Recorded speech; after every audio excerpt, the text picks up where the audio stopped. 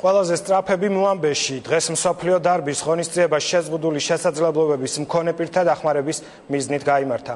მსოფლიო შეუერთდა საქართველოს სხვადასხვა კომპანიებთან ერთად რბენაში მონაწილეობდნენ პირველი არხის თანამშრომლები. გარკვეული დროის მანძილზე გაუჩინარდა ჟურნალისტი ლევან კვატაშიძე. როგორც მარათონის დასრულების შემდეგ გაიგო, ის იმდენად სწრაფად გარბოდა, რომ 10 კილომეტრის დაფარვა შეძლო და საუკეთესო შედეგი აჩვენა.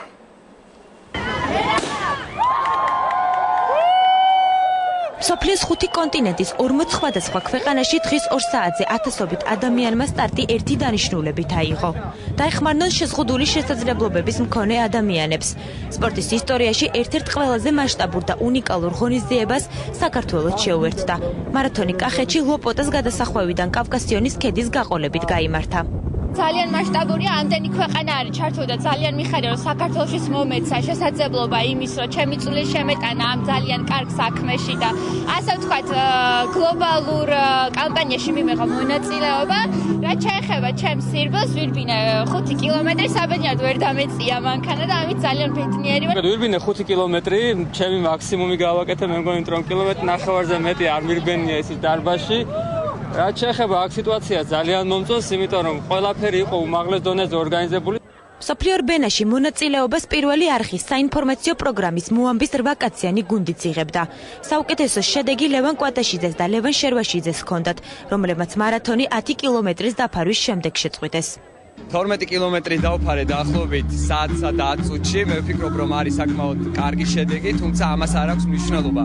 თავარი არის ის, რომ მსოფლიო მარათონს შეუერთდით ჩვენს მოამბის ჟურნალისტები და მე ვფიქრობ, რომ მცირე, მაგრამ გარკვეული წვლილი შევიტანეთ იმ ადამიანების დახმარებაში, ვისაც დღეს გარკვეული მიზეზების გამო ფიზიკურად არ შეეძლო რბენა და ჩართულიყო ამ პროექტში. ჩვენი სამსახური აფიქსირებს თავის პოზიციას და უერთდება სოციალურ სოლიდარობას, რაც ძალიან მნიშვნელოვანია ჩვენს რეალობაში, რომ ადამიანებმა იმ ადამიანებს, რომლებსაც არ შეუძლიათ მონაწილეობა მიიღონ ესეთ პროექტებში, ირბინონ და მათ ჭირდებათ საზოგადოების დახმარება, ჩვენ ამას ვაფიქსირებთ აი ჩვენი მონაწილეობით ამ პროექტში.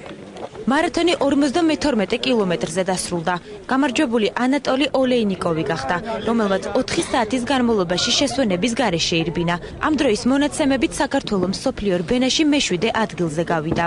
ხალხს ნამდვილად არ მოველოდი და რაღაცა ერთი მხრივ ძალიან გამიხარდა, რომ მე ფაქტიურად დაწყებიდან ვიყავი ინფორმირებული და ჩართული ესე ზოგადად ამ პროექტში და ყველანაირად რაც შემეძლო ხარდაჭერა აკავარ დღეს. ეს არის ჯანსაღი ცხოვრების წესის პროპაგანდა საქართველოში, რომელიც ამდენი ხალხი ერთად სპორტული შეჯიბრების დროს, ვინც მონაწილეობს, თავისუფლად იღებს მონაწილეობას სპორტულ გარბენაში არ ყოფილა და მე ვფიქრობ, დიდი მადლობა მინდა გადაუხადო Red Bulls ამ ინიციატივისთვის და მინდობა ყველას წარმატება უსურვა, ვისაც აქვს სურვილი, რომ ჯანმრთელად იცხოვროს, იმიტომ რომ ეს უნდა იყოს ჩვენი წესად, ცხოვრების წესად ვაქციოთ ჯანსაღი ცხოვრება. ღონისძიება შეზღუდული შესაძლებლობების მქონე პირთა დასახმარებლად გაიმართა. შემოსული სრული თანხა Wings for Life-ის ფონდს ზურგის ტვინის დაზიანების სამკურნალოდ გადაეცემა. ირბინა მათთვის, ვისაც ეს არ შეუძლია. მსოფლიო მარათონში 100,000 ადამიანი მონაწილეობდა.